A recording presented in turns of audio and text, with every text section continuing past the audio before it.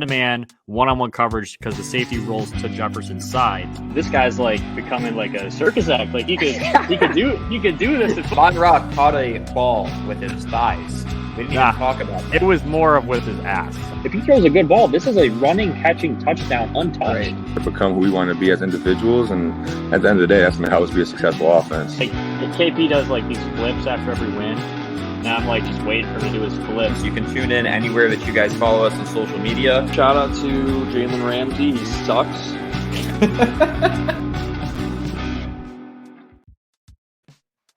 Welcome to the Practice Squad podcast. My name is John. I'm joined by my co-host Mark. I'm coming at you from Hawaii. Mark is coming at you from Michigan. And NFL free agency started this week.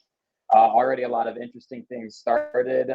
We've obviously are posting the episode a day later just so that we can cover as much of the news as possible, which is probably a great move on our part because Aaron Rodgers news got shared. So a lot of stuff going on. Also, March Madness starts tomorrow. So lots of good stuff going on. Mark, how you doing?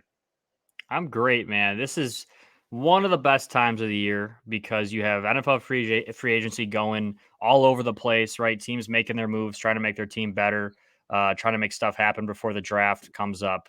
And then obviously you have March Madness, which I think we'll get into it, but I think March Madness is the best tournament of all sports that we have in America. I think you put the Masters up there with it, but I think March Madness just does it. There's nothing wrong.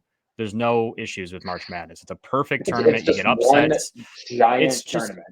It's a giant tournament with all kinds of different teams, and any given team can win it on any given day. And then you also have the fact that it's just like game after game after game after game. There's no break. I mean, it's exhausting watching it, but it's what people love about it. And it's one of my favorite tournaments to watch. And I'm a football first guy, and this is a football first podcast, but it deserves talking about it. And we will. I'll say this much. I don't watch very much sports outside of football, but I watch March Madness, right? Because it's just a super fun time to be watching sports. And obviously NFL's winded down, college is winded down. So what's the next best thing is watching just a giant tournament go on for like 3 weeks. So it's perfect. And because of that, we've actually brought on a special guest because Mark and I are obviously football meatheads. So we needed to bring in a little expertise for this podcast and get somebody that knows what they're talking about. So we're going to bring our old classmate, Jack Lovalvo, on. He is a college basketball connoisseur, and hopefully he can help us put some brackets in here. Jack, how you doing, buddy? Good, guys. It's been a long time. I haven't seen you in a while, John, but it's great to see you and great to be on. Thanks for having me. Yeah, great to see you too, bud. And like I said, looking forward to you helping us out a little bit because I'm going to be honest with how Michigan played this year. Probably the lowest amount of regular season college basketball I've seen in the past few years. And really don't know what the hell's going on when it comes to this bracket. So I don't know if Mark's in the same boat as me, but we're definitely going to rely on your expertise here to help us out. Sounds good, man. Sounds good. Jack, I mean, we bring you on because like John said, you are the connoisseur of college hoops.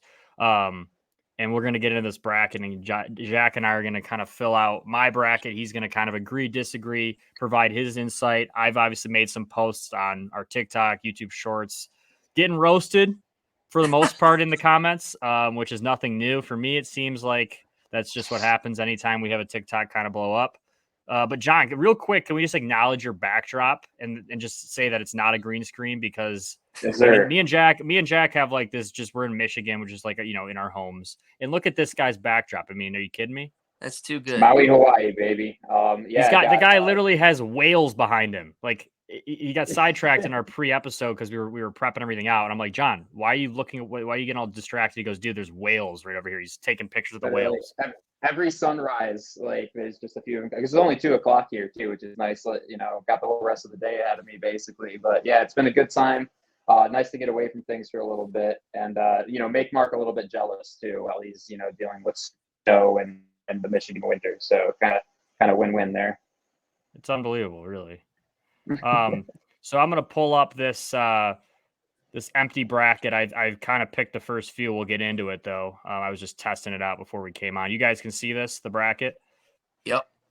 Cool. Yep. So, Jack, if you want, we can kind of jump right into it. I figured we would just kind of go down from top left all the way down and then do the other side of it. I I kind of broke down by region on our social medias. If you guys want to go check that out, you can see some in-depth stuff. But we're gonna fill out the bracket here, and we're gonna kind of hear what Jack has to say because I trust Jack more than I trust myself. Honestly, I really do. But let's start up in the South. Does that sound good to you, Jack? Sounds great. Sounds great. So 116 is I have Bama. I don't think anything special is happening with the ones in the first round this year. No, not at all. But when we get into this 8-9, the 8-9s are tough. They're always tough, and it always seems like you get Big Ten teams in that 8-9 slot. What are your thoughts on Maryland, West Virginia? I'm picking West Virginia. I just think that I just don't trust the Big Ten this year. Yeah, I would say you got two of the worst teams in the country away from home in Maryland and West Virginia. Those teams really bank on home court advantage. I would say Maryland even more so. They got, a hodgepodge group of transfers. And I would give it to West Virginia because the Big 12 is the best conference in the country. There we go. There, you heard it from Jack, and we agree there. So we're agreeing so far. Then we get into our 5-12s. Another interesting thing. I'm picking Charleston, Jack. I know this is a popular pick among people who are filling out their brackets. This was one of those first teams people started talking about. Hey, look out for this upset. I'm sticking with it. A lot of people are going back to San Diego State. I'm sticking with it. I don't trust San Diego State. I don't trust their conference. Yeah, I've been back and forth on this one all week, if I'm being completely honest with you, because I think this 5-12 matchup's the most even. Charleston is a mid-major team that won 30 games, which is insane. And I think they match up pretty well with San Diego State. San Diego State has a lot of depth, and I think that kind of is a negative sometimes because they don't play their best 5 players all the time. So I'd roll Charleston as well. Okay, so we'll stick in there. I'm staying. This is what I said was the region of upsets. I'm sticking with Furman to beat Virginia. I know it's weird seeing a 12-13 play in the next round, but what do you think? I'm sticking. I think this year's just going to be chaos, Jack. I don't think anybody's legitimately good. Yeah, I think aside from, that upper echelon of 5-6 teams, you're probably going to get a lot of madness going on, literally. I mean, they don't call it March Madness for nothing, Jack. Exactly. I think Furman's a really good pick because, like Virginia teams in the past, they play really slow. They take the air out of the ball. If their 3-point shot's not on, they're definitely gonna lose this game. But I honestly think Virginia's being overlooked a little bit, so I would go with Virginia. But I think in every bracket, there's usually somewhere where a 12 and a 13 matchup in the second round. So this is probably the most likely place. It's beautiful. I'm going to second Virginia, too, because I've never heard of Furman in my life, honestly. So.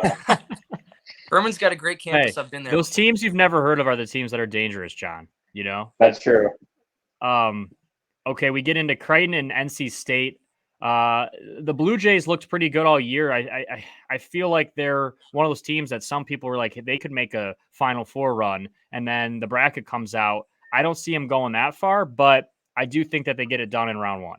Yeah, I agree. Creighton was a preseason top 10. They were red hot coming out of the gates. They played great at the Maui Invitational, and then their starting center went down with mono. They lost 6 in a row. But since then, they've kind of righted the ship, and I personally don't think NC State should be in the tournament. They've won quad 1 win, the least among any tournament team that is a Power 5 team. So I'm going Creighton in a blowout.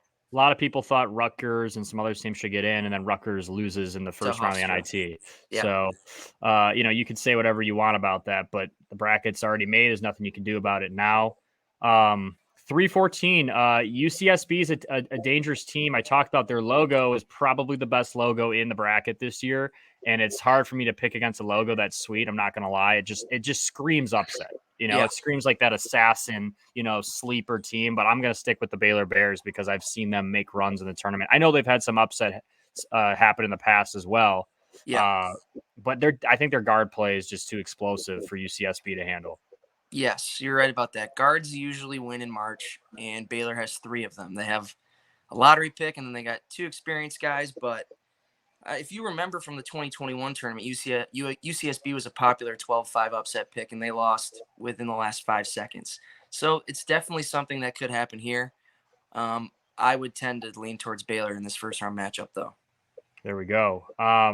Missouri, Utah State, 7-10, another tough pick. I think Utah State's actually favored to win this game right now in most gambling sites. And I'm taking Utah State to beat Missouri. I know Missouri's getting a key player back, I believe, Jack, if I'm not wrong about that.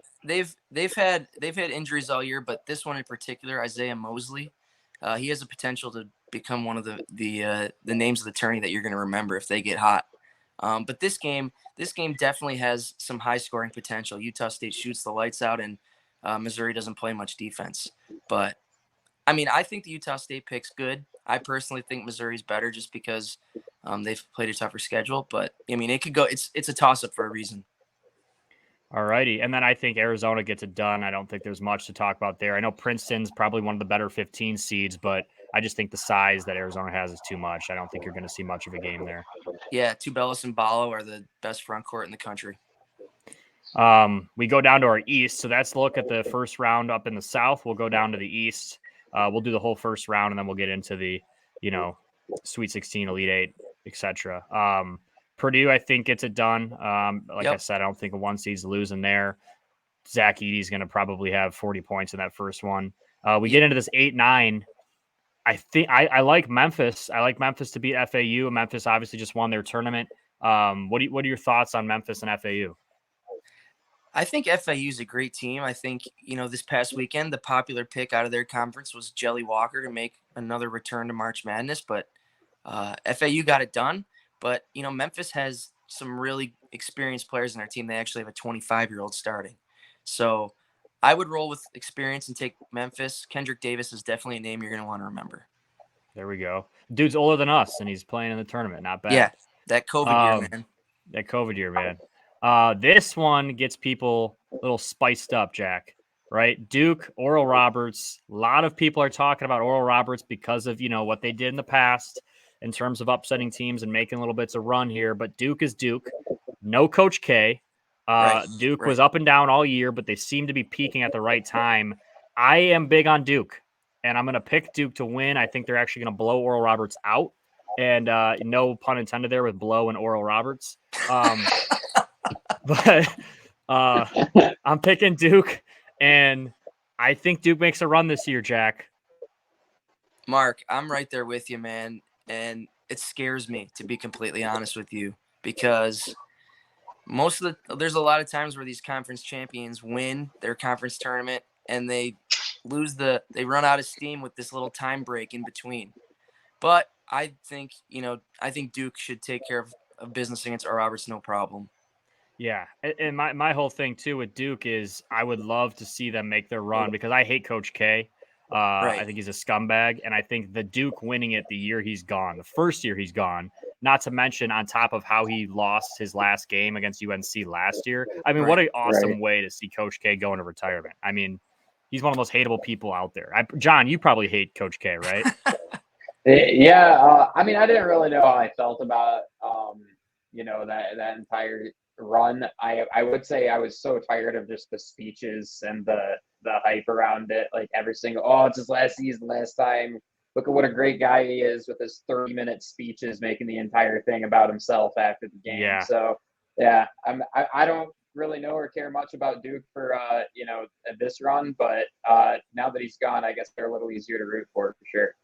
You could be seeing Coach K get a lot healthier and get back into coaching if Duke wins it this year. Yeah. Or he'll take credit for it. Yeah, exactly. His players. I'm taking Tennessee to win. I know that they've had some injury issues as well, but I think Tennessee just plays with like a high pace. I think they're tough to stop, and I think they score enough to get to the second round. I agree. Their coach Rick Barnes is known for notoriously not being able to get to the second weekend, especially when there's pressure on. But I think this year the Vols might be overlooked quite a bit, so this might be the year where they make a small run. I'd go with Tennessee here as well. Awesome.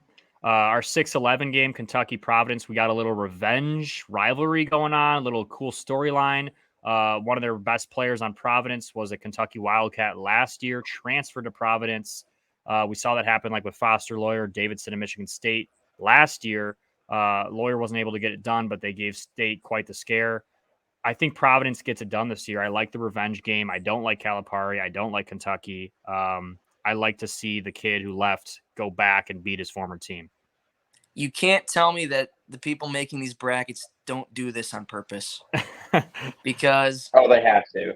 because you got Kentucky Providence, and you got games like tonight, Arizona State, Nevada, where 3 of Arizona State starters were on Nevada last year. So I also agree. I've never been a Coach Cal guy, and you saw Kentucky suck people in these last couple weeks, and then they lose to Vandy. They haven't been healthy all year. Sheboy's kind of regressed. He was the National Player of the Year by a landslide last year. He's definitely regressed. They've learned how to play him, and the shooters Kentucky brought in have not been shooting. So I'm an Ed Cooley believer. Give me Providence. There we go. I love the team that's more hungry, right? Yeah. And I think the Hungry Dogs run faster, and I like Providence here. 3-14, we got Kansas State out of the Big 12 and Montana State. I think Kansas State takes care of business. I don't think Montana State is that impressive of a team. No, Kansas State will definitely have their way. Keontae Johnson and Marquise Noel, they're both All-Americans this year, so they'll get it done. Little Sparty Dogs against USC. Michigan State fans, 25 years Izzo in the tournament in a row. It's obviously a great accomplishment, but I don't like Michigan State. I never really have at anything. Same here. And I know John will agree with that as well as a Wolverine fan. I'm picking USC. I think USC is better than people. I think they're way better than a 10 seed. I know their record isn't going to reflect that, but I think they're more athletic and just a better basketball team. Michigan State, I think, kind of got that 7 seed a little bit because of their brand and because of their blue blood image or whatever. USC, I think, wins against Michigan State. I don't think they have a problem doing it. Yeah, you'll see this trend in the bracket a little bit for a couple teams where they're underseeded simply because they had a really poor non-conference. Maybe a couple bad losses sprinkled in. I know USC lost to Washington State, who's pretty bad, but I think Boogie Ellis is the best player on the court, and I think his counterpart his backcourt mate Drew Peterson is probably the second best player. They had a heartbreaking loss last year against Miami, so I think they definitely want to get it done. They're both seniors, and I think USC wins. Another classic Trojan versus Spartan matchup, kind of cool there. You can't tell me there wasn't something to do with that. All not a coincidence. I like Marquette, obviously, as our 2. Not much to talk about there, Jack. I think Marquette's been pretty good all year long. They're a team that can make a run. I will say, watch out for Vermont's 3-point shooting. They got 3 guys that shoot over 40%. Marquette's kind of bad with their perimeter defense. I think Shaka Smart's a great coach in March. So yeah. All right. No do you think there's a chance? Give me a percentage chance on that upset. 15. If there's a 15-2 that's going to happen, it's going to be that one. Okay. All right. But like you said earlier, that stuff happens once every 5 years. So St. Peter's was last year. Hey, you never know. This year, I'm telling you, this year's the year of chaos. I'm living by that. I really think we're going to see some crazy shit happen in this tournament. I like it. Houston will pick. I know they have. I think they're hoping to get their main guy back by the time they make a run, but they'll get the first round. Northern Kentucky. Easily. I think it's going to be a blowout game there. We get into our 8-9. Interesting again. You get an SEC Big Ten matchup again here in this 8-9. The Big Ten showing their face again. I'm picking Auburn. This game is in Birmingham, I believe, right? Yes. Yep. So it's a home game essentially for Auburn. I agree. I think that kind of screws Houston, giving them, a road game in their second game when they beat Northern Kentucky. But I think Auburn gets it done. Iowa's regressed quite a bit. They kind of got lucky with that big comeback win over Michigan State. I think they probably would be a 10 seed probably if they didn't win that game. So I think Iowa struggles to create their own shot. I think it's a lot of, if they're not hitting their open threes, which they're inconsistent with that, I think Auburn could probably run away with that game. And they've never played defense.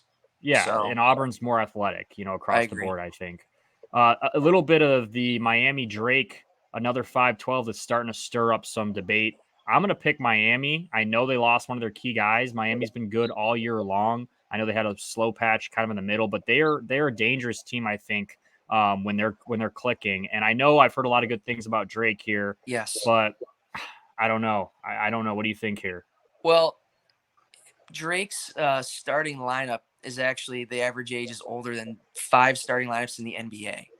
Holy shit. So they have a lot of experience on their side. They got a lot of COVID seniors, but I don't think Miami can win this game without Norchad Omier, their big guy.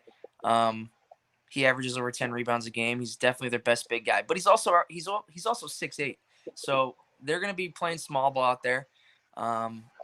the spread is shrinking marginally as we speak. Yeah. But I don't know how you can go against Wong and Pack this early in the tournament, especially when they've been written off all year by metrics. They've been, underdogs on the road quite a bit, and they win those games outright. I'm going Miami. I'm not even hesitating. Okay.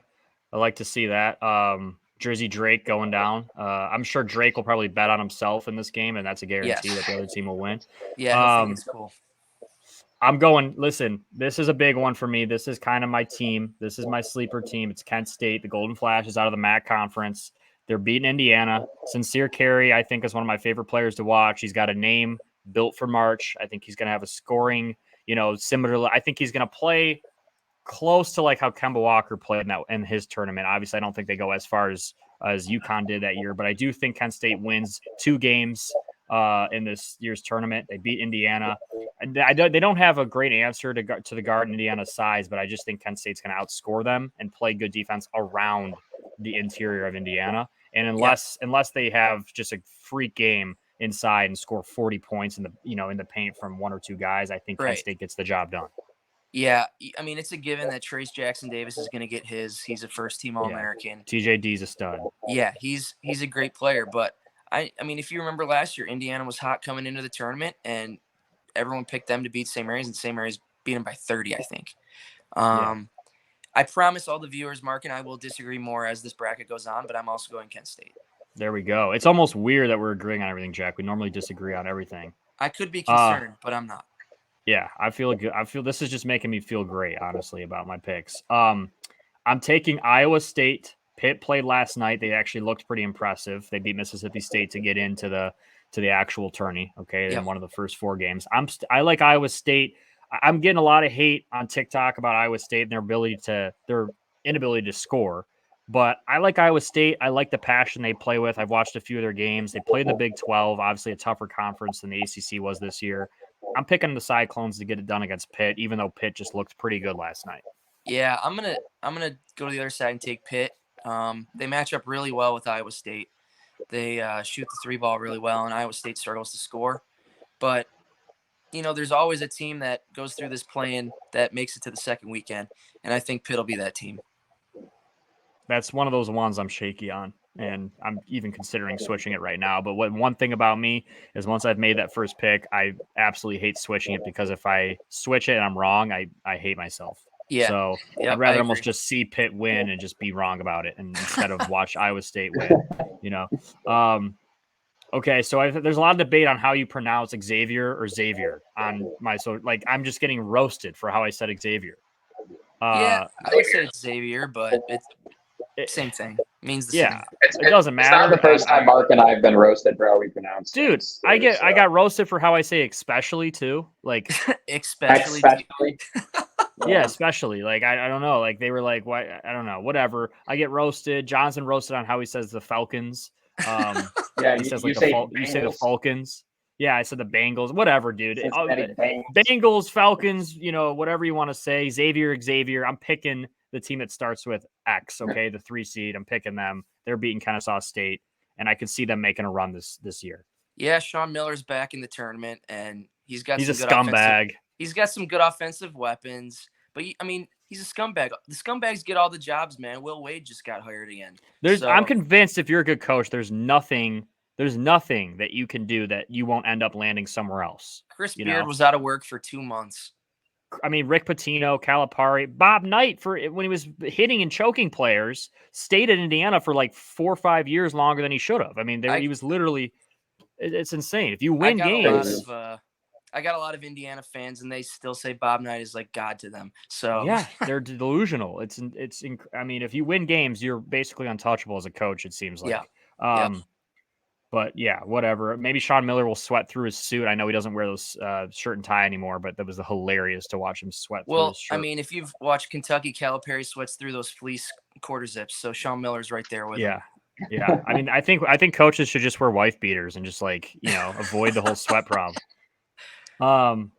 Penn State, Texas A&M, 7-10 here. I just don't like the Big Ten. I'm sorry. I like the Big Ten. I watch the Big Ten primarily. I'm a Midwest person. I'm from Michigan. I just don't trust them. They beat up on each other this year. Nobody really stood out. The SEC and the Big 12 looked better to me as just overall, and I just don't trust the Big 10 to win these first round games. I could be wrong, but I'm picking A&M. Yeah, I think this is going to be one of the best first round matchups because Texas A&M actually has the bodies to guard Jalen Pickett. Penn State's whole offense is basically you shoot a three or Pickett gets a wide open layup under the basket. So I think A&M matches up well. I like Buzz Williams come tournament time. So That's a sick name. Yeah. That's a sick name. Buzz Palpable Lightyear. Buzz Williams, baby. There we go. And then I'll take Texas to beat Colgate and probably an absolute slaughter. Agreed. Colgate's a good offensive team, but Texas is really good. Really good. We get into our West. We'll pick Kansas to beat Howard and not much of a showing from Howard. Yep. I'm taking Arkansas to beat Illinois. That's one of those tougher 8-9. That is one of the Big 10 teams. I like Illinois better there. Yeah, I could see that's one of those ones where it's like I'm slandering the Big 10. I'm Illinois all the way. I think in the past you've seen high seeds like this. I don't know if you remember when Marcus Smart was at Oklahoma State. They were an 8 seed coming into the tournament because he was just coming back. Arkansas kind of has a similar thing with Nick Smith Jr. He's a lottery pick. I just don't think they have enough shooters. They really can't score the ball. I like Illinois just because I like Matthew Meyer. I love him, dude. The mullet. He's the caffeine addict, the ugly mullet. He's a national champ. If you have a mullet, you're white and you're in March and you can shoot, you probably can make a run. You know, we've seen him do it with Baylor and obviously transfer. There's a confidence that comes to that. So yeah, there's something about that just makes it, makes me very nervous. But I'm sticking with my pick. Again, same thing. I could easily flip flop. You guys are both making me hesitant to stick with Arkansas, but I have to because I'll hate myself if I switch it. I will say though, there's nothing uglier than a white dude wearing a bright orange jersey. So hopefully for our sake, it doesn't look good for his skin tone. Dark blues. Yeah. St. Mary's VCU, another 5-12. It seems like everyone's got their different 12 picks on the upsets. We've obviously made ours already, but I'm sticking with St. Mary's. I think that they're experienced. I think they're well coached.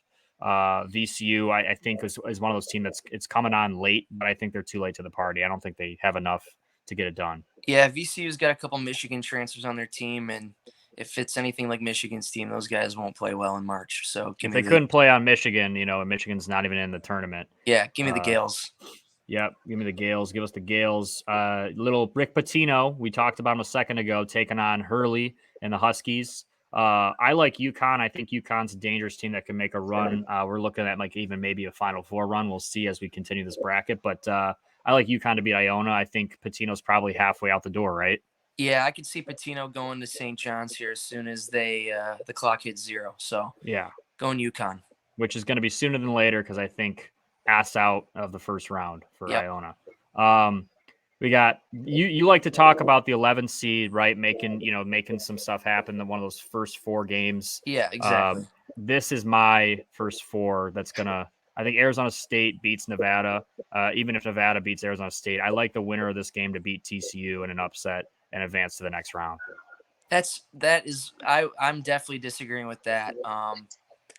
TCU, if TCU can run, they'll definitely win maybe two games, I think. But there's some stirring going on in their program. Their starting center left the team last week, citing Jamie Dixon saying some bad things to his face. He's already in the portal, so you don't know how that's gonna surround the team. But you don't like that. I feel like the Hypno Frog's already done all its magic, Jack. I mean, TCU football accomplished more than anyone ever thought they would. Yeah, TCU can't. Is the magic going to continue?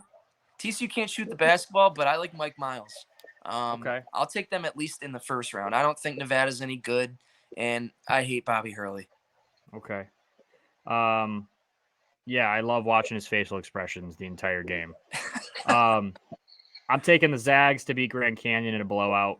Agreed. Probably a 20-point win. I'm taking Boise to upset the Wildcats. Again, I'm not doing this on purpose to slander the Big Ten. I have nothing against the Big Ten. I know it sounds like I am, John. My first look, I just did it in my eyes. Anti-Big Ten. I didn't realize it till after I finished, posting my first video on this. I was like, wait, I really don't like the Big Ten here. But it is what it is. I'm sticking with it. The Broncos beat Northwestern. First one to 40 wins this game. It's going to be the ugliest game. It's going to be the ugliest game of the slate. So you're saying bet the under. You heard it from Lovalvo first. I mean, that under might be at like 115. There we go. And then UCLA gets it done against UNC Asheville, even with the injury. We come back up. Let's go back to the South and get our second round matchups going here. I'm picking West Virginia to beat Alabama. You're nuts, dude. You are nuts. I'm picking West Virginia. Got to hear me. Hear why, okay? I believe in karma, okay? And Alabama has some bad shit coming their way with everything they've gotten away with this year off the court. And I do not see them making a run. And I just think their time is up in the second round. I think that bad shit's coming. West Virginia pulls the upset. I don't trust the 1 seeds in the second round. You will see that. We might see all 4 1 seeds lose before the Sweet 16. That's definitely not happening. But I mean, I think Alabama's bad karma is going to run out a couple rounds later. But I mean, dude, Bobby Huggins is a legend, so I respect that pick. But I'm going Bama, especially to make it to the second weekend. I mean, I know Bama's got good shooters, no pun intended. I mean, they basically got away with murder. But I can't trust them. I don't trust someone who's killing people and then having their boy cover for them. I can't trust them. I'm picking very West Ray Virginia. Lewis-esque. Yes, literally. I can't pick them to go far. I can't even pick them past this round. I just can't do it. Can't convince myself. Okay. Charleston and Furman. This is where it gets spicy. Yeah, that's ugly. It gets spicy, but I think I actually like Furman. I would take Charleston over Furman for that game. But I mean, either or, man. It's a 12 or a 13. Yeah, I mean, it's pick your poison there. You're definitely living up to the upset part of that bracket, though. Yeah, I mean, I'm telling you, I believe in chaos. Especially in this region. I like Baylor to beat Creighton. Again, the guard play I think is just too much. Creighton's going to struggle to guard their guards. You said they have 3 of them. I just don't think they match up well. I'm a Creighton believer, so I'm going to disagree with you there. Problem is they only have like 6 guys they play, but I think their 5 is better than Baylor's 5. I think you're going to see a little upset city there. Creighton might make a run. Okay. Watch out. All righty. I'll take Arizona to beat Utah State. Again, just too much size. Agreed. Agreed there. And then we come down here in our East. Again, I do not trust Purdue. I think they're fraudulent. Zach Edey is the only guy I trust on that team. And if he gets in foul trouble or the game isn't getting called the way that he wants it to go, Purdue's in trouble. There are very young guards on their team. I don't trust them. They can't break the press. They can't handle pressure. I'm picking Memphis to upset Purdue in this round.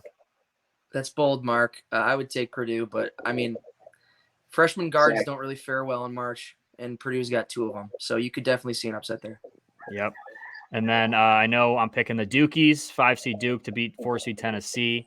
Again, same thing. I think this might be Duke's year, and I don't like Duke, but this is the one year I would root for Duke to make Coach K look bad. Yeah, that could be an ugly game too. First time I saw the bracket, I was like Duke Final Four for sure. But the more I see everyone else picking Duke, the more I think they could get bounced by Tennessee here, especially because the ACC's been weak. So I think I'm taking the Vols there, but Duke could go all the way for sure. All righty. This is another tough one here. The Providence-Kansas State game here. This is a tough one for me. Well, it's a very tough one. The Big 12's the best conference in the country by a mile. I think at this point, Kansas State just has better players, and Providence usually is a defensive team. They stand on their defense, and this year their defense isn't that great. Yeah, I think I have the Kansas State winning. That worries me, because I do think if Providence wins that first game, they're gonna feel confident enough to beat Kansas State. But I like the Wildcats there. I do. Yeah, 11 seeds tend to make magic. Yeah, of course. We have USC Marquette here. This is potential for an upset because of the athleticism, but I trust Marquette. They've pretty much done it all year long. I think they get past USC. I agree. Tyler Kolek, best point guard in the nation. Timestamp 35 minutes into the podcast. Remember the banner, the ticker at the bottom. Cool. So there we go. You always remember it like right in the middle, John. Right. Yeah, just dead in the middle. I'm like, oh no, I'm not ticker. All right. And with that being said, Auburn gets the upset here. Yeah. Wow. I'm picking Auburn as well, John. I'm telling you, the 1 seeds I think might all go down, or three or four of them will go down in the second round. I'm Wow. picking Auburn to beat Houston. I just think their length competes with it, and like you said, it's a home game for Auburn. I mean, I'm going to disagree again there with you with these 1 seeds losing in the second round. I think one's going to lose, but I don't think 3 of them are going to lose. Houston's guards. In my defense, I didn't agree with Mark's other 2 1 seed takes. So. John, that's a good point. Mark's nuts. But Houston's guards are really good, and I think Kelvin Sampson's going to win a national title before he retires, and this could be the year. Oh man! All right. Kent State pulls the upset. I said they'll win 2 games. I do think they will win 2 games. Wow. They're getting into the Sweet 16. Yeah, I mean, that Indiana, Kent State, Miami, Drake, any of those 4 could make it to the Sweet 16. I'm picking Xavier to beat Iowa State. I trust them. I really do think they're a team that can make a run. And then I'm picking A&M to upset Texas. Really? Wow. I like Texas a lot better there. I just don't trust Texas. I've watched them in some games. They go on these weird, like sloppy, can't make a layup, can't make a 3. And if they go on one of those dry spells, A&M's going to take advantage. Mark, Rodney Terry's fighting for his job, man. He won the Coach of the Year. He wants to get a full-time gig. I think they're at least going to get to the Sweet 16. Yeah, you're going to like this. We go down to our 1-8, and I am finishing what I said. I'm picking Arkansas to beat Kansas. I do not trust the 1 seeds. I think we've never seen a worse group of 4 1 seeds ever in the March Madness. Doesn't mean they're going to lose to all the 8s and the 9s. I think it's the year. I think it's the year, Jack. I don't know. Kansas, I mean, Bill Self's had some stinker teams in these tournaments, and Musselman's made a couple runs at Nevada, so that's on brand. I do think this is the one I'm least sure about is Kansas, but I'm sticking with an upset. I think Kansas loses in that second round. They're not going back to back, that's for sure. No, that's for sure. I like UConn to beat St. Mary's. I don't think they'll have a huge issue there. I agree. And then I could see this game makes me nervous here a little bit, but I'm going to take the Zags. I think they get it done. I think people are sleeping on the Zags. I agree. This could be the forgotten year where the Zags actually go a little further than expected.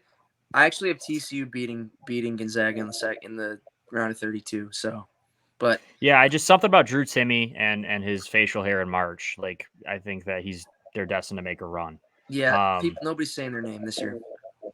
I'm picking UCLA to win there, and then we'll come back up here. We'll get into this. I'm picking. This is a tough one, but I can't see Furman getting that far. So I'm going to pick West Virginia, unfortunately. And I'm picking Virginia in the Elite 8, huh? I do. Okay. And yeah, then Alabama. And then I'm picking Arizona to get the job done against Baylor. Yeah, I got a Bama Creighton matchup there. Okay. And you have Bama winning, I assume? Yes, I do. I have Bama in the Final Four. I'll come down here. I like Duke to beat Memphis, and I like Marquette to get the job done against Kansas State. I think my matchup there is I think I got Tennessee and Marquette, and then I got Marquette in the Final Four. Although like a top 2 seed that starts the year unranked has never made the Final Four. So you could, I guess, eliminate Purdue and Marquette, but I really think Marquette's good. Yeah, I don't look too much into those statistics. I just pick with my heart and soul, which is usually why I get absolutely destroyed. I like UCLA to beat Gonzaga here, and I like UConn to beat Arkansas. Yes. I feel pretty good about that side of the bracket. I have the West is the only one I think I agree with you, Mark. Yeah, I feel pretty good on the West. And then I this is where stuff gets weird for me. I don't want to put Kent State this far, but I'm going to put Auburn. I think if Auburn does upset Houston, I think they're going to get the confidence to make a run. They're just too athletic. And then I'm picking Xavier to beat Texas A&M. I trust bracket, Xavier man. Getting here. Yeah, listen. This is some bracket. I think there I have Houston and Texas. I don't know why, but I've always said the winner of Houston, Texas is going to win the whole thing. And that's bold because they're both in the same bracket. 1 and 2 seeds, man. I just don't. I mean, that's a chalk bracket. I don't know. I don't see a lot of chalk on this year's bracket. This would be the year where there's no chalk at all. Yeah, that's what I'm saying. That's why my bracket looks like an absolute nightmare. If Marcus Sasser does not play and he's not healthy, Houston's bowing out in the 3rd round probably. But I think my Final Four is Alabama, Marquette, Houston, and UConn. I have UConn making it to the Final Four. Wow. I would have had UCLA winning it all, but they lost 2 starters. All righty. I have Arizona and Xavier winning here. And then down here, I have Duke beating Marquette. And I have – this is a tough one for me. I like UConn. That'll be a great game if that happens, man. That's a tough one, but I'm going to stick with UCLA just because I've seen them do it. And I know they're capable of doing it. I also like Tiger. I like the fact that his name's Tiger. Yeah, Tiger and Jaquez are a great duo. And then I have Duke, and I have UCLA as my final, and I have Duke winning the damn thing. Wow. And the score is going to be, I don't even know, like 77. So is this just a Coach K spite bracket? Pretty much, and that's my bracket. I know it looks like probably people are going to think I'm crazy. I just don't trust the 1 seeds, and I think there's a couple of those 13 or 12 seeds that can make a run, and I'm hoping that it's the ones that I picked. And I also don't trust the Big Ten. Those are the common themes. Right. Jack, any sleeper that you have, or John, any sleeper that you have that you think that we should look out for that could make it happen, could make a Cinderella story? I think UConn was kind of my sleeper, if you want to call them that. I mean, 4 seed, it kind of goes either way, but I definitely think they could go on a deep run. I'm gonna give you a couple of 6 seeds. I'll give Creighton and TCU. I think both teams have experience, and both teams definitely have the ability to get to the Elite Eight, especially if all of Mark's 1 seeds go down, those 6 seeds are going to be looking pretty good if they can win a couple games. I think John is underplaying his basketball knowledge because UConn is probably one of the better teams, and they're underseeded vastly. So I think that's a good pick too. Yeah, I appreciate it. Follow-up question: how quickly is Mark's bracket going to be absolutely busted at goals with that? Because I'm thinking by 2nd round, he's going to be in a lot of trouble if he's trying to win some money. John, believe it or not, the first game tomorrow is West Virginia against Maryland. If Maryland gets it done, we could be looking at Mark already losing an Elite Eight team by 2 p.m. on Thursday. And if West Virginia gets it done, we're looking at an absolute potential perfect bracket call from Hank Mardukas himself. Listen, I will say, if I am right, I look like a goddamn genius. Yes. So, I'll put that out there. No one's probably picking what I'm picking. I don't trust the 1 seeds. I'm sorry. I don't trust those teams that are supposed to be good. Some of the 2 seeds I don't trust past the first round. I think this is the year of chaos, dude. I think this is the year of chaos. I mean, some can say that you probably could have hit random generator on that bracket and probably could have had, the same amount of upsets. But I think much to your disagreement, I think Bama just has too much star power. I also think it's Houston's year. I have Houston winning, but I will say, just a fallback, if Houston loses early and Texas gets there, I think Texas will win. So somebody's coming out of that bracket, but I would certainly not be shocked if this was a Coach K spite year, because I also think Coach K is a scumbag. It would be a perfect storyline. It really would be. Yeah. I'm kind of rooting for that to happen just because the storyline's too good. And Jack, look, don't be afraid to lay into Mark a little bit more too, because he's had a lot of bad takes that I've had to listen to through football season, and they did not age very well. And so it's all right to let him know that you think, Bama's probably going to go deeper. TCU's going to go deeper. Houston's going to go deeper. I mean, I think that's a lot of teams you're listing off right there, and you're being very nice about it. I was holding in laughter when Mark goes back up, scrolls up to the top of the screen, and we're looking at a Sweet 16 matchup of Auburn and Kent State. Believe it. Or like Furman in West Virginia. He's like, I don't want to pick Furman. I wouldn't want to pick Furman. Furman could be a Final Four team for all we know. I really in the CBI. No, Furman Final Four. It sounds, you can see it on the newspaper right now. Printed. All right, FFF. Got it. Yeah, well, Jack, thanks for coming on and providing your expertise. Even though, I didn't really listen to a lot of it when I was adjusting my bracket. I would love to switch some of my picks. I just can't, I trust what you're saying, and it definitely makes me second guess some of the upsets I have, but I do believe in my one seed opinions and some of those 8-9s that you had. I mean, especially Illinois and if Pitt. there's anything I can bring to the table, it's like I think I have a pretty good record of winning people some money during this time of year. So I'm just a text away if you're ever looking for some quick money. What is your best? What is your best 2 or 3 bets of the first round? All right, so I think Missouri beats Utah State. That's a really popular pick, especially for me. I think Missouri as an underdog is almost free money. A 12-5, I think Miami's going to get it done. I just don't see Drake with enough firepower to match up with Wong and Pack. So you got Missouri, you got Miami, and then the last one, I think Duke's going to steamroll Oral Roberts. I mean, Oral Roberts has a 7'5" center, but he's also, I wouldn't be shocked if he's less than 200 pounds. He looks that small. So I'm going to be high on Duke, Miami, and Missouri in the first round. 2 of those games are essentially coin flips, but scared money does not make money. Jack, I will be taking you up on that consultation, and I intend to follow your advice, unlike Mark here. And Mark, I just hope you keep, pumping the TikToks out, while we kind of watch your bracket rather rapidly deteriorate through the coming weeks here. Can we see Mark submit that bracket so we know he's not just yeah. Of course. Let me go. Let me do this, dude. Are you kidding me? I want to see that thing go through the net. I want Mark to submit that and have that. Oh, listen, it'll go through the net, and so will every single one of these teams I picked shots. There you go. There it is. Submitted. Committed. There it is. All right, it's official. Jack, thank you for coming on. We really appreciate it, my friend.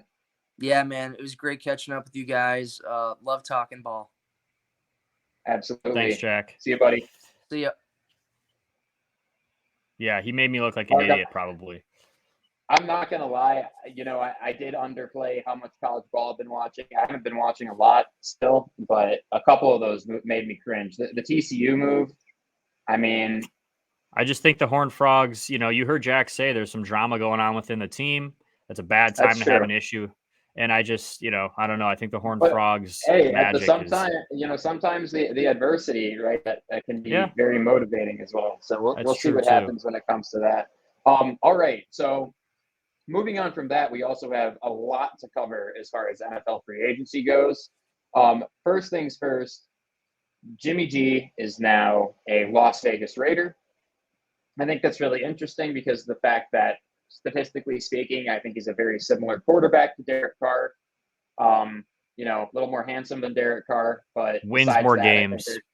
Wins more games than Derek Carr, sure. But I think that might come to a screeching halt when he does not have the stability that San Francisco kind of brings to the table. He's back under McDaniels. That I've been ragging on the Vegas ownership and management basically this entire season for pretty much fumbling the bag everywhere they possibly could. We'll see what happens. Devontae did not seem happy about that situation at all, which I do not blame him. Yeah. One thing too about that one, I think it's a good fit for what they were trying to get. I mean, if you couldn't get Rodgers, I think you go for Jimmy G. Played with McDaniels a lot of years in New England, so they have that chemistry. I think that's a big reason he decided to go there and try to go get Jimmy G. So we'll see. We'll see if the chemistry is still there. We'll see if it still fits. And on the Raiders topic as well, we also have Darren Waller heading to the Giants. I'm really excited for Waller, honestly. I feel like he's an underappreciated tight end in the league. He obviously has one of the better underdog stories in the NFL to be as good of a player as he is. And I think there's a lot more structure in the Giants camp. And I think they are going to be a pretty decent team this next year. Maybe, tighten up some of those loose bolts that they had this season under Dable and, run it back for that second year. Daniel Jones under contract, bringing back Saquon. They got a lot of draft capital to work with. So, yeah, I think it'll be pretty decent. They essentially traded, John, the way it shook up, they essentially traded Kadarius Toney for Darren Waller. That's what ended up kind of happening because they ended up using those picks to get Waller. So in a roundabout way, I think that's a win for the Giants. And I think Daniel Jones has no excuses going into the season. We said it's his prove it year. They paid him. He has no excuse. He's got a star tight end. He's got some weapons around him. Like it's your time to shine, or it's over for you. Well, they do need to beef up the receiving core a little bit more for Jones, but I do agree with you, and I have a feeling that's that and maybe some defensive pieces is probably what they're most likely to target in the draft here. So I will say, John, as we move into Juju Smith-Schuster with the New England Patriots, I want to say this is probably the downfall move of Juju. I think that he was trending downwards before going to Kansas City, before having Mahomes as his quarterback. Now he has Mac Jones. If Mac Jones even lasts, we might see more Zappy time. So I think Juju going to the Patriots is a bad move for him. I don't think that's going to help his career. That might be one of his worst decisions for his career. Culture standpoint too, I really was scratching my head at that one. Like, I can say this much: I don't know a whole lot about Bill Belichick's opinion on TikTok, but I can promise you that it's not very positive. And it's kind of like sending it's kind of like sending a misbehaving 17-year-old kid to the army, and hoping he turns his life around. That's kind of what putting him right in military school to try to get his attitude in better shape. Yeah, and that rarely ends up being positive. I'm not feeling good about that one. Now, do you just want to segue into kind of Lions free agency in general, because there's a lot to talk about there and a lot that I'm frankly excited about and also a little torn about. Kind of feels like a decent segue into it. So first of all, Brad Holmes apparently did not want to leave it up to the draft to find some cornerback help. He went straight to free agency. Got Cam Sutton. Cam Sutton from the Steelers, who was a stud for them. He was kind of a CB2 for them, but he is very versatile. Apparently, really good team player and culture guy. Very high football IQ. Just all around probably a great fit for Detroit. And then we have Mosley on a $6 million contract coming from the 49ers. He's been battling some injury, but very similar things are being said about his character, his football. Before his injury, he was very similar to the season that Sutton had. John, I love both of those guys. I think both those guys are going to come in and change our defense instantly. I mean, they're good culture guys. They're great players. And for what we try to do on the defensive side with bringing a lot of pressure, playing some man-to-man behind it, like those are guys you need to have in your secondary if you're going to do that. I agree. And I also think that, this doesn't totally count out the fact they might go cornerback relatively high in the draft, but it relieves the pressure for them to have to do so at 6 or 18, right? Like you could grab a guy that you feel like is high value in the second round or maybe even the third round, and I would trust that decision from Holmes now that there's a little bit more depth to that position. You know who my guy is. I sent you some stuff on him. I want Phillips from Utah. Phillips the third from Utah. I think we could probably get him in the second or third round. I think he's one of the most underrated defensive backs in the draft. And I watched him play in a lot of games. He's a game changer. He's a ball hawk. He's aggressive. He can tackle. He can cover. He does everything. And I think we could get him later. Would love to see us pick him up in the draft. I love both those moves. And then, listen, the David Montgomery, I posted a short and a TikTok about this, and I know John will probably have slightly different an opinion here, but I've said this for a long time. I loved Jamal Williams just like everyone else in Detroit loved Jamal Williams. I think he was vastly overrated for what he's actually is as a player because of how likable he is and because of his stats getting padded from 1-yard touchdowns and getting a ton of carries because Swift was injured. Swift's a much better back, I think, for, he's more versatile. I think he can do more. His potential is much more. I know he dances a little bit more and that bugs John, but he's a better back. And I think David Montgomery is an upgraded version of what Jamal Williams was. And I think they'll use our offense. Our offense doesn't change very much getting Montgomery instead of Jamal. I just think you have a better RB1 with Montgomery, who can also catch out of the backfield. Jamal wasn't as versatile. And then I just think that David Montgomery breaks tackles. He has more big play ability. He's got more of a sample size of production than Jamal does. And I think we got him for less money than we were going to have to pay Jamal, it sounds like. So you get Montgomery, who's a better around player. The same amount from what I could tell. So, yeah. And it's like, to me, like, look, I agree with you completely. Montgomery is an objectively better player. Something like 14 of the 17 touchdowns that Williams had last season were within the 2-yard line. I'm purely upset about it because of the fact that Jamal seems like the soul of this team. He represented to me this new culture that the brand new Lions brought to make them a winning team. So it sucks to lose that.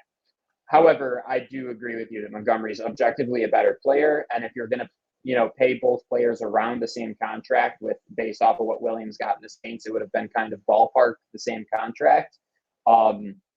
Look, Montgomery's the better player, and Holmes has to remove his emotions from those decisions, right? Because at the end of the day, he's got to win games. I think Montgomery on the field gives you a better shot at winning games than Williams does.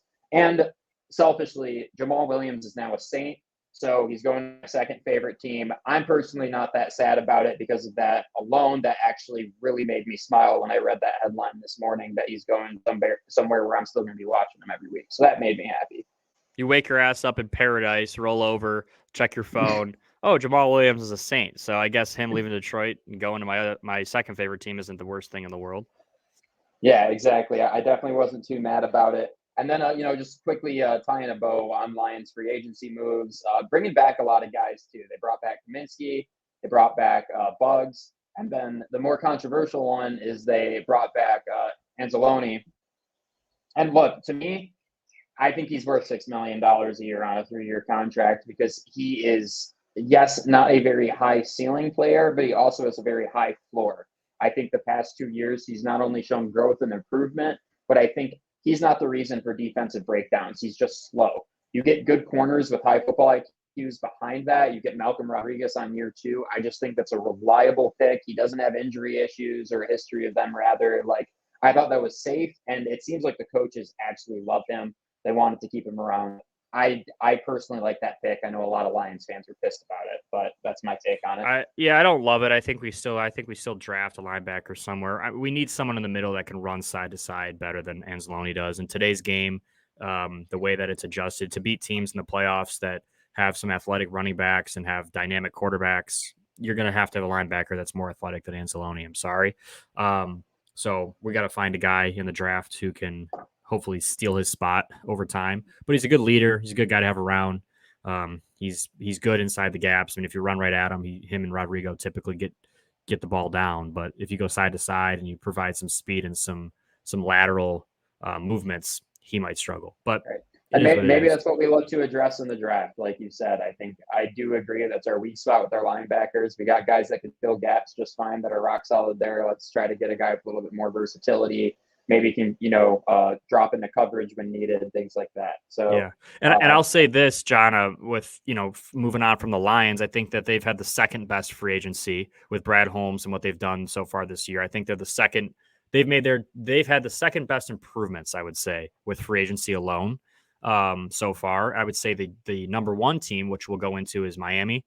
I think they've done an awesome job in free agency. I mean, obviously getting Jalen Ramsey, they basically stole Jalen Ramsey. I mean, they didn't have to give up very much to get him. And then they signed Mike White, who's a consistent backup quarterback to Tua, and showed that which is a great move. Showing he could be a potential Tua's starter. I mean, history. Tua's has injury issues. I'm not sure that they're sold on him still yet. And Mike White's a really good guy to have if you are having a hot year and Tua's the problem. Mike White's a good guy to put in there. We saw him do with the Jets last year, and barring an injury, he might have taken the Jets to the playoffs. So I think that those two moves alone, and they got another defensive back as well. They're doing things the right way in Miami. I think they're kind of, I think they're figuring things out, and they have it's a really stout defense now. Yeah. And then tell us your number 3 team, because I think this is going to spur some discussion as well. Sure. My number 3 team in free agency, for a couple different reasons. One of them was them trading the number 1 overall pick, but it's the Chicago Bears. I like what the Bears have done the last week or so, week and a half. trading the number one pick, right? They weren't going to draft a quarterback anyway. I think that the Colts and Frank Reich saw a potential to get CJ Stroud after he had a great pro day, or I'm sorry, a great combine, threw really well. I think that they're going to go with CJ Stroud, and they traded and they got a ton of value for that number one pick, which is what they should do. Okay. That puts them up there for me. And then I think they've done a good job in free agency. They've doubled down on linebacker. Okay. So now they have two great inside linebackers that can move. You talk about those athletic guys that the Lions don't have. The Bears have those guys. It's going to be really hard to run the ball against the Chicago Bears with those linebackers.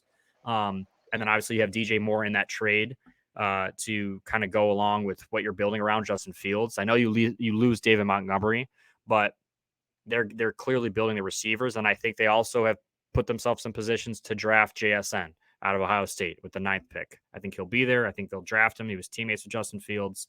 And now you have one of the best receiving cores in the NFC on top of one of the most athletic quarterbacks with some potential and to take a leap forward. Not to mention, you got your defense better. And if you draft well and you use those picks that you got the right way, the Bears are looking really, really good to build a team. So I agree, and I appreciate the aggression. I think they're doing a lot to address their receiving core, and they're obviously trying to pad up their offensive line a little bit. My biggest issue is the money that they spent to get there, right? They made all of these moves to free up cap space. They had the most cap space in the league by a pretty large margin, if I remember correctly. And then you go and you shell out something like $70 million in guaranteed money on 3 guys for like 3-year contracts, right? And those are rock solid dudes, right? They got Nate Davis, who's Titans, Edwards, and Edmonds, right? They're like, these are good players, and maybe they're foundational players for these guys. I don't know. But I think the biggest issue that I have with that is like, okay, you had all this free cap space, and now you're once again trapping yourself in these huge money guaranteed contracts to try to attract good talent to your crummy team. Is that going to pan out for you, right? Right. They have a lot of draft capital to work with the next 2 years, so it might. I don't want to go ahead and say outright that it's not going to work out for them, but I've seen this happen with teams where they try to solve all their problems through free agency in one sweep because they have the cap space to do that, and they don't have the cap space to do it 2-3 years from now, right? And then they're in trouble and they're cutting players left and right, and they're right back to where they started. Patriots is a great example of this. Just 2 years ago, Belichick went and spent crazy free agency money, and like half those dudes aren't on the team anymore, and they have to make cuts left and right and a bunch of other trades and crazy stuff. So it's just something to consider. I agree that as far as like what they're trying to solve with those free agents, I think the Bears are making a good move, but definitely something to keep an eye on moving forward. Really, the Jets too. The Jets would be my 4th team, John. So if you're looking at free agency, I have those teams. The Jets are right there. I don't know. There's this guy named Broadway Aaron is what I'm hearing they're calling him now.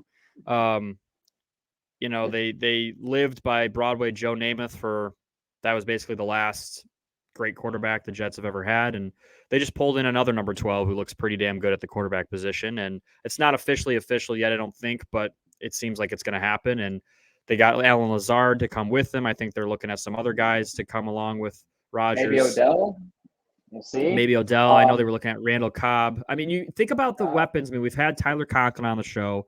I think he's going to take a huge step forward with Rodgers at quarterback. You have guys like Garrett Wilson at receiver. You have guys. I know they got rid of Braxton Berrios, but they're going to bring in more guys at the receiver position that will develop with Aaron Rodgers. And that's a young team with a lot of weapons. Breece Hall should be back healthy. And then you have that defense. The defense was one of the best in the league already last year. If you can't score on that Jets team, and it's hard to score on them, and then Rodgers is on the other side, putting up points, and I think reunited with his former OC that he won back-to-back MVPs with, and Hackett, who I know gets a lot of shit for his problems in Denver, but him and Rodgers clearly work together well. We talk about chemistry all the time on this podcast. Quarterback, OC, it's very important to have good chemistry. They clearly do. It's already been proven. So I'm not worried about that.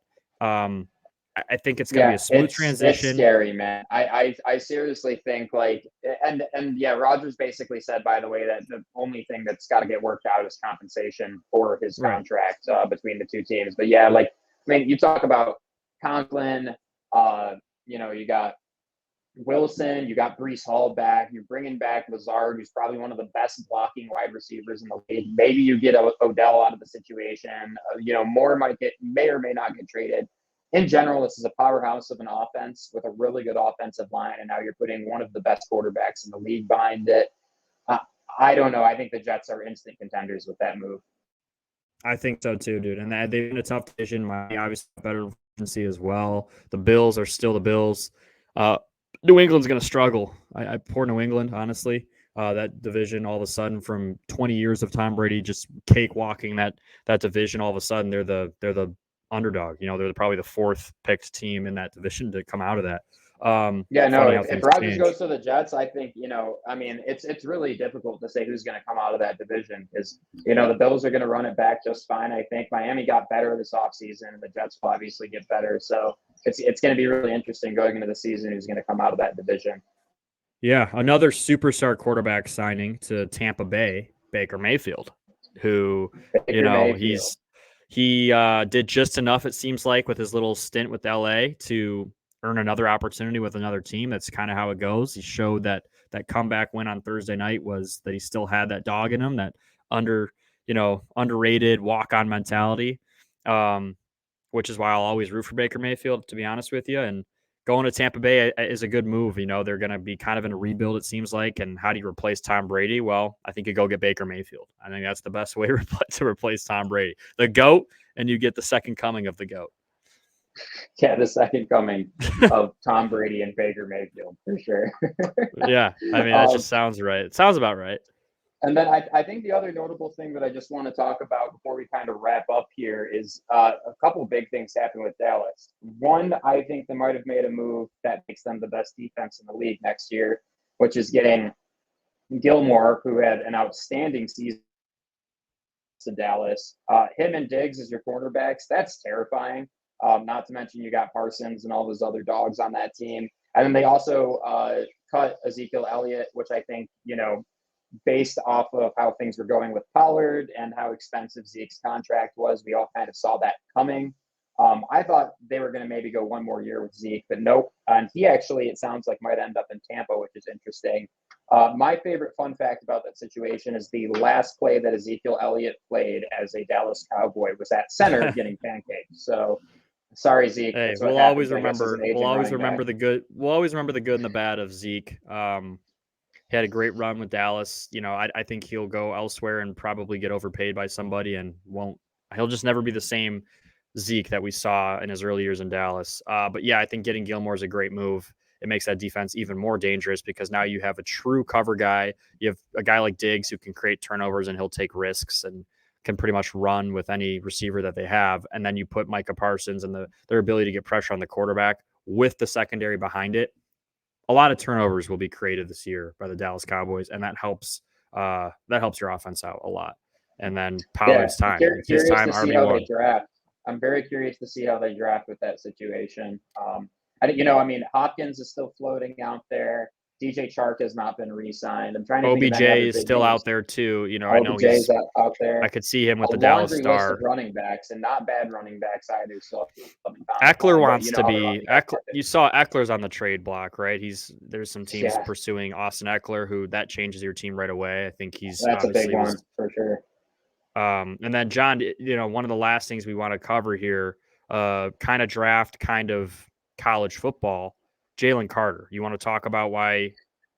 That's right. So obviously, Mark and I were pretty excited about Jalen Carter's draft stock dropping with that entire situation last week.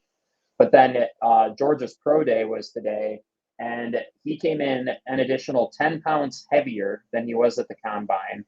How you managed to do that in like 3 weeks, I'm not sure. Obviously, he's a big dude. Smoking pot and eating food. Smoking pot, eating food. And that was the other follow-up, is he looked like he was hungover or something at that pro day. He was very sloppy in all of the drills, and he actually just tapped out. He did not do any testing whatsoever, no 40 time, no broad jump, anything. He tapped out during the position drills about halfway through, claiming that he had cramps, and that was it. Not a good look if you're trying to be a top 5, top 6 overall pick. And to me, as a Lions fan who was kind of targeting it, I think I like Anderson or maybe even Tyree Wilson better than going Carter at 6. So we'll see what happens there. It's just look, it's culture fit, it's attitude, it's being a good teammate. Like those are all things that are very important in this new like Dan Campbell Detroit Lions organization. Carter is currently showing signs that he might not be a good culture fit, and I think that's the biggest problem. Yeah, I mean, you want to play a game of how to ruin your draft stock and go from a top 3 pick to a 10 through 15 pick. Jalen Carter's doing it. He's perfecting it. He's just messing up his draft stock. I don't know what the hell's going on with him. Goes from winning a national championship and just everything since then's been downhill for him and his draft stock. Not good. Not a good look. The one thing I'll leave us with too on this episode, because you kind of led right into it with the Lions and, wanting to maybe get him with that 6th pick. I have 2 things that the Lions should do, and we'll go way more into detail as we get into our draft episodes, which will be coming up here pretty soon. We'll get some guests that might be getting drafted this year as well on here in the next few weeks. If you're the Lions, I think you have 2 options, 2 really good options. You have the 6th pick. I think you either move up 1 or 2 spots to guarantee that you can get Will Anderson. And in order to do that, I think you give up a 2nd or a 3rd or a 4th round pick. And then you can still probably get a guy that you need, whether it's a defensive back, a linebacker, a different interior D lineman, like John wants us to get. I think you still get the guy that you want to get, or at least maybe the 2nd guy you want to get with your 18th pick. So you got to get, if you want to go in to get Will Anderson, I mean, you have the 6th pick, trade one of your later round picks, guarantee you get a guy like Will Anderson that's going to change your franchise, or you trade your 6th pick away and you get more draft capital, and then you do what you want to do in the later rounds. I think that's what you got to do, because the 6th pick, I mean, there's just, from those top 5 guys, there's a drop-off. There's a big drop-off in this year's draft. You're not in the quarterback market.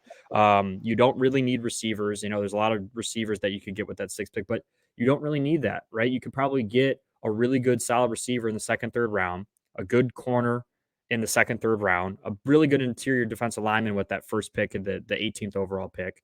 So you either trade away or you to move up, or you trade away the 6th pick to get more draft capital. That's my 2 options. I feel really strongly about that.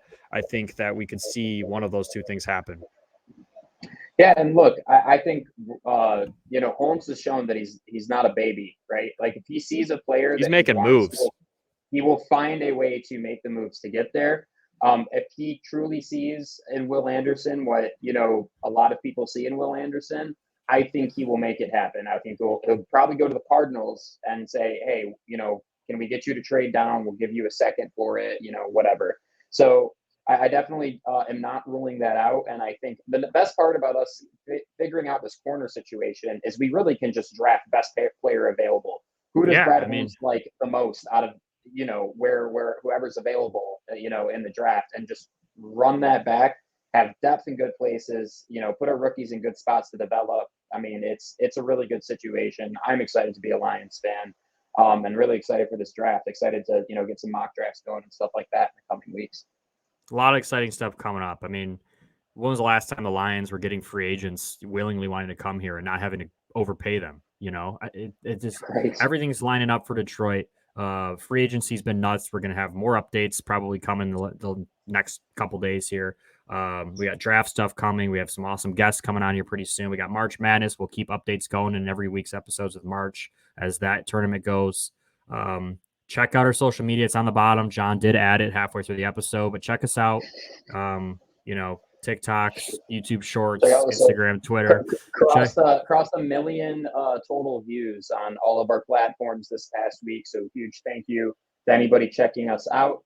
Most of that's come from the short form content. We love making that stuff, but hopefully that makes more people make their way over to the podcast as well. So we appreciate everybody. Super huge. And like Mark said, socials down below, merch down below. Any bit of support helps a lot, and it just gets fed right back into making the podcast better. We appreciate everybody that's given us a listen and supports us. We've got a lot of good feedback. We love everybody out there that's listening to us, John. We really do. Absolutely. We will see you guys next week with probably a lot more, interesting updates going on. So, John, you got to say signing off. You got to say signing off from Hawaii. Okay. Signing off from Maui, Hawaii. Peace out, everybody. See you guys.